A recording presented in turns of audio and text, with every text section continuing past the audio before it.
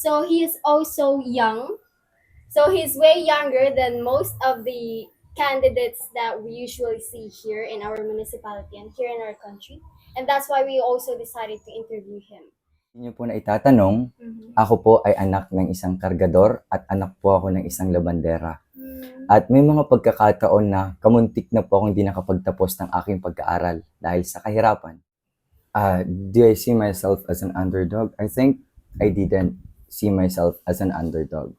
Even though I'm the youngest candidate, I do believe in my capability that I can serve my municipality. As I always say, wala sa edad, nasa abilidad.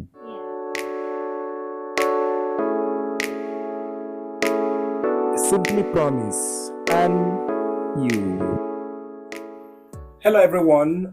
You're welcome to Simply Promise and You. So today, we're here to have a very interesting conversation with someone that I see to have a very promising future, someone that has so much prospect and so much vision and goal for the people that are within his constituency.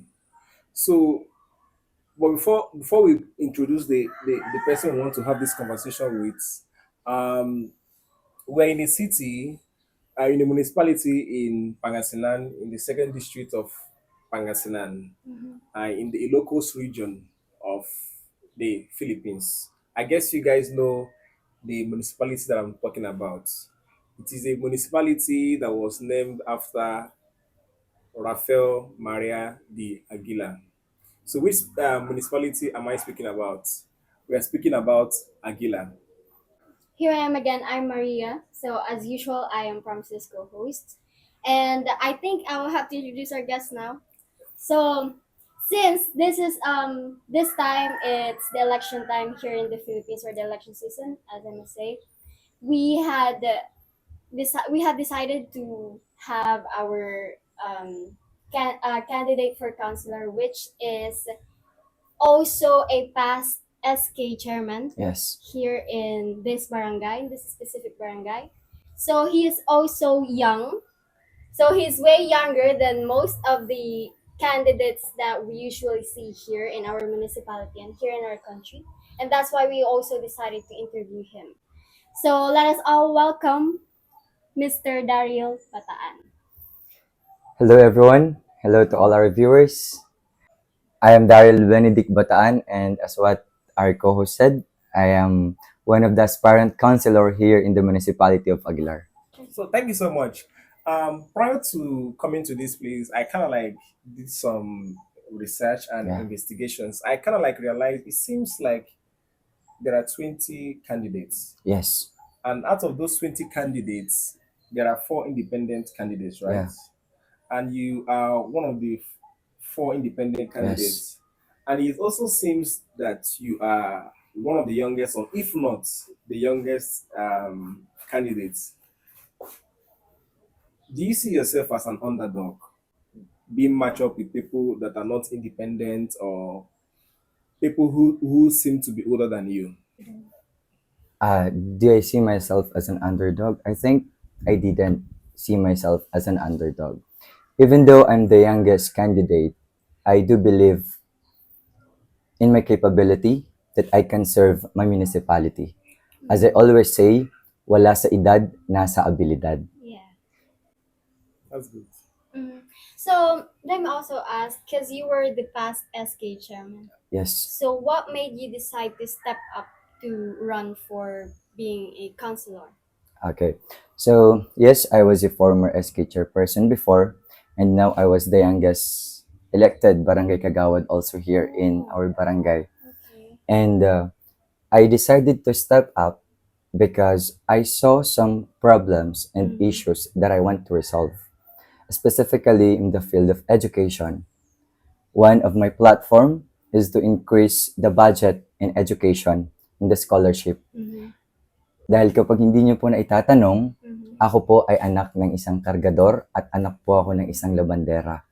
At may mga pagkakataon na kamuntik na po akong hindi nakapagtapos ng aking pag-aaral dahil sa kahirapan. Pero nagsikap ang aking mga magulang para ako'y makapagtapos. Kaya nais ko na madagdagan ang pondo ng edukasyon, madagdagan ang pondo sa scholarship sa ating bayan para sa ganon ay mas marami pang mga kabataan ang makapagtapos ng kanilang pag-aaral. Dahil naniniwala ko na ang edukasyon ay susi sa tagumpay ng isang tao. Also, pwede naman po kayong pumili ng like party-based. Why did you decide na maging independent? Okay. Yes, we have the chance na pumili ng aming partido. Then, to be honest, last minute na kasi ako nag-decide ng aking kandidatura. So, kumpleto na ang partido ng isa at kumpleto na din ang partido ng kabilang partido. At dahil last minute na ako nag-decide, I have no choice to run on my own. Pero kahit na mag-isa ako, naniniwala pa din ako na malaki ang puwersa natin dahil kasama natin ang libu-libong mga kabataan sa labang ito at ganun na rin ang pinakaunang nagtiwala at pinakaunang naniwala sa ating laban, sa ating kakayahan, ang aking mga kabarangay, ang Barangay Kalsib. Thank you so much.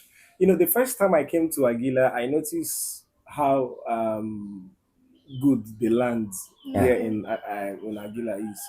And I also got to understand that in the last census, 2020, it was Aguila is said to at least have 45,100 indigenes here. Yeah. And I also realized that you guys have like hectares of land of like 19,506.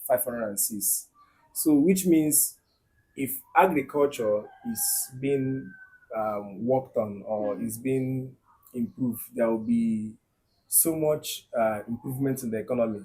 So what are some of the legislations or some of the plans that you, when you become a councillor, you would push on so that people can maximize the agricultural potentials in this municipality? Okay, to be honest with you, I am focused on the education and programs, platforms to the kabataans. But in terms of agricultural section, based on what I had a conversation with some farmers here in our municipality, what they need right now are machineries. Oh, that's good. Yeah, ayon sa kanila, ayon sa aming pag-uusap, para mas mapabilis, para mas mapagaan ang kanilang trabaho bilang isang magsasaka, ay kinakailangan nila ng mga makinarya, kagaya ng mga tractors, kagaya ng mga harvesters. Kaya kung ako ay papalarin na maging konsehal ng aming bayan, nais ko din na matulungan ang ating farmers at dagdagan at makapagbigay din sa kanila ng mga machineries na kinakailangan nila. That's very, very good. I hope you guys heard that. He has so much plans for you guys when it comes to agriculture. Yeah. So who wants the agricultural sector to improve? He has so much plans for you guys. So since nasabi po natin na you're the youngest candidate for the councilors, ano pong ma-advise niyo sa mga kabataan who wants to step up also, especially those who already have the experience, like those past SK chairpersons na gustong mag-step up but they have this like parang hindi sila sure sa kakayahan nila. Ano pong ma-advise niyo sa kanila? Sa mga kabataan na nais mag-step up or nais tumakbo sa mas mataas na posisyon, huwag kayong matakot. Kung ito ay pangarap ninyo, ay trabahuin ninyo. Dahil naniniwala ko na ang tagumpay ay para sa mga taong hindi sumusuko. Nung ako ay nag-file ng aking candidacy, sabi nila, kinakailangan ko ng kalahating milyon, kinakailangan ko ng milyon para manalo. Pero sa akin, kung ikaw ay naniniwala sa iyong kakayahan, mananalo at ipapanalo ka ng mga taong naniniwala sa iyo. Naniniwala din ako sa kasabihan, sa isang quotation na, no risk, no story. Okay. Yeah. That's why, kahit ako ang pinakabata, kahit ako ang pinakamahirap sa mga kumakandidato, hindi ako nawawalan ng pag-asa. Alam ko na maipapanalo natin ito dahil matatalino na ang mga kabataan ngayon. Matatalino na ang mga bumoboto ngayon. Ang mga boboto ngayon. Kaya't huwag kayong matakot. Ituloy nyo lang, simulan nyo lang, at along the way, hindi nyo namamalayan, maraming mga tao ang sosuporta sa inyo. At hindi nyo namamalayan na ipanalo nyo na pala ang laban. Mhm. That's good, and that's very great. He's a very, very smart individual. So I believe that if you're looking for people to really help improve your municipality, these are some of the people that you have to listen to. And also, I also noticed that Aguila belongs to a third municipality income class, Yeah. and the poverty index here is like 21.32%.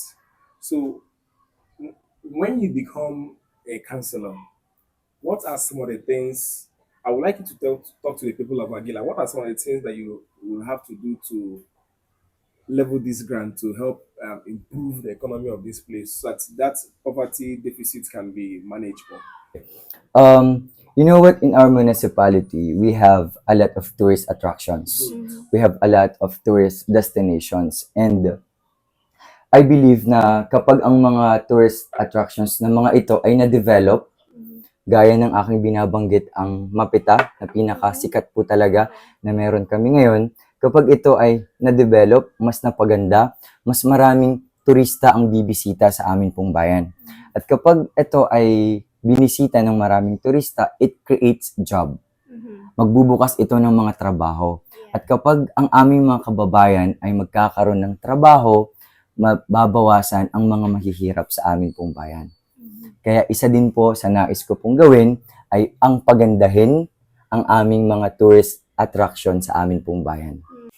Do you know that you seem to be an inspiration to many young people? Oh, thank you. And I want you to talk to those young people now. Mm. Tell them why this election is very, very important. Not just for the people of Aquila, even to the young who are aspiring, because you have become a beacon of light and a beacon of inspiration for the people here. And I would like you to speak to them and promise them and remind them of the future that lies ahead and how important this election is. Sa mga kabataan na nanonood ngayon, napakahalaga ng darating na eleksyon. Dahil sa mga iboboto nating mga kandidato, nakasalalay ang ating kinabukasan. Iboto natin ang karapat-dapat. Iboto natin ang tapat. Iboto natin ang kandidatong maaasahan. At andito ako ngayon, si Daryl Benedict Lawang Bataan. Kumakatok sa inyong puso na sana ako po ay inyong suportahan. Kumakandidato po ako para sa bayan at lalong-lalo na para sa mga kapwa ko kabataan na naniniwala ko na pag-asa ng ating bayan. Thank you so much. Yeah. So I think that's it for our interview with Yeah. Mr. Daryl. But before this video ends, we also want you guys to please check out his Facebook page if you Oh. want to know more about him. So we will put the link of his page on our description in this video below.